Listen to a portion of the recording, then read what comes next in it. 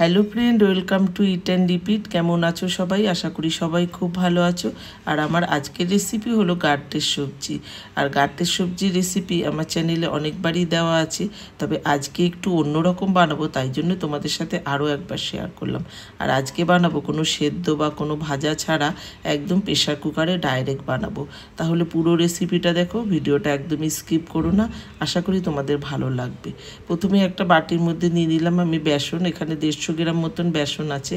দিয়ে দিলাম একটু লাল লঙ্কার গুঁড়ো আর একটু হলুদ গুঁড়ো, আর দিয়ে দিলাম স্বাদ মতো নুন, আর দিয়ে দেবো একটু জোয়ান হাতে ক্রাশ করে, তারপরে জোয়ানটাকেও দিয়ে দেবো।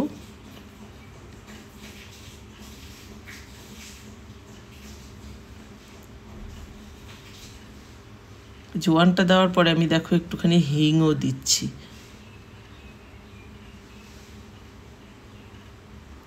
তারপরে আমি এখানে দিয়ে দিচ্ছি কাসুরি মেথি, একটু হাতে ডলে তারপরে কাসুরি মেথিটা এখানে দিয়ে দিচ্ছি।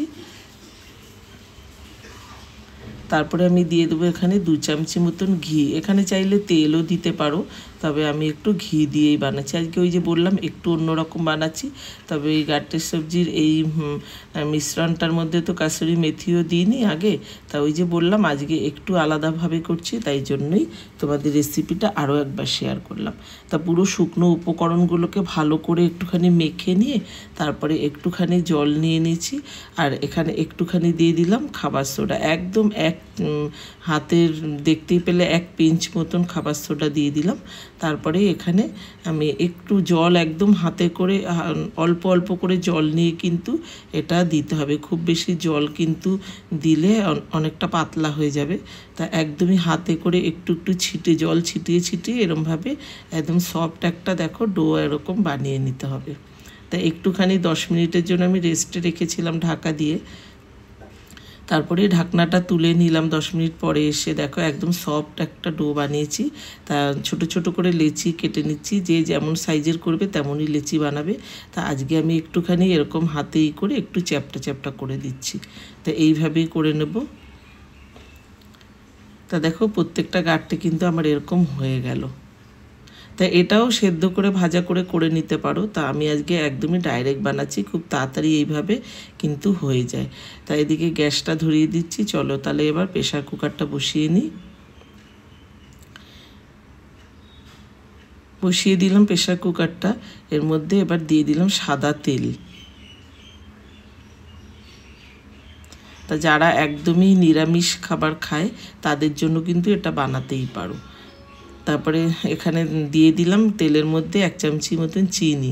তারপরে দিলাম আদা আর কাঁচা লঙ্কা বাটা, একটুখানি ভাজা ভাজা করার পরেই তারপরে এখানে একটা বড় সাইজের টমেটো পেস্ট করে রেখেছি, সেটা দিয়ে দিলাম।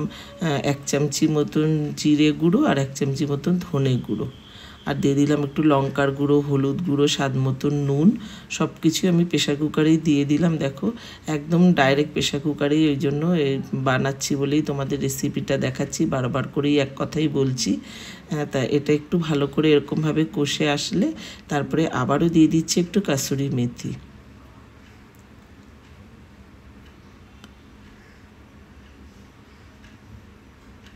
এটাও দেখো কষে আসলো। এবার আমি এর মধ্যে দিয়ে দেবো জল।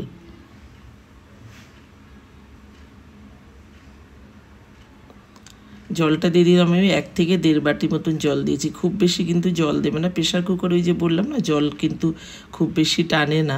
তা যখন জলটা ফুটে উঠেছে তখনই দেখো এই যে আমি ওই গাঁটগুলো ডাইরেক্টই আমি এর মধ্যে দিয়ে দিচ্ছি। তারপরে এই যে প্রেশার কুকারে বসিয়ে দিলাম, 6 থেকে 7খানা কিন্তু সিটি দিতে হবে, একটু বেশি করেই সিটি দিতে হবে। তা ভাববে যে একদম ভেতরে গলে যাবে কি না, একদমই তা হয় না। 6 থেকে 7টা সিটি দিয়ে এই যে দেখো নামিয়ে নিয়েছি। আর এই হলো গাঁটটি সবজি। একটু যখন প্রেশারটা বেরিয়ে গেছে তখনই কিন্তু আমি এটা খুলেছি। তারপরে আমি একটু গরম মশলা ঘিও কিন্তু দিয়েছিলাম। তাই যে বাটিতে নামিয়ে নিচ্ছি। কেমন লাগলো রেসিপিটা অবশ্যই কিন্তু কমেন্টে জানিও। ভালো লাগলে প্লিজ লাইক শেয়ার করে দিও, চ্যানেলটাকে অবশ্যই সাবস্ক্রাইব করে দিও। তাহলে চলো একটা তোমাদের কেটে দেখাই। তো দেখো একদমই পারফেক্ট আছে, একদমই ভাঙেনি, কিচ্ছু হয়নি। কিন্তু এইভাবেই গাঁট্টা সবজি বানাতে হলে খুব চটজলদি এইভাবে বানিয়ে নাও, খুব সুন্দর হয়। তাহলে চলো, কেমন লাগলো রেসিপিটা অবশ্যই কিন্তু কমেন্টে জানিও। আর এটা ভাত, রুটি বা রাইস, এটা একদমই ভেজ খাবার, আর একদমই এটা কিন্তু রাজস্থানি ডিশ। এইভাবে বানিয়ে নিও বাড়িতে। যদি ভালো লাগে প্লিজ কমেন্টে জানিও। তাহলে চলো আজ আসি, সবাই ভালো থেকো, সুস্থ থেকো, সাবধানে থেকো। আবার আসবো এরকম অনেক অনেক রেসিপি নিয়ে। তাহলে চলো আজ আসি, দেখা হবে নেক্সট রেসিপিতে। আজ আসি, টাটা।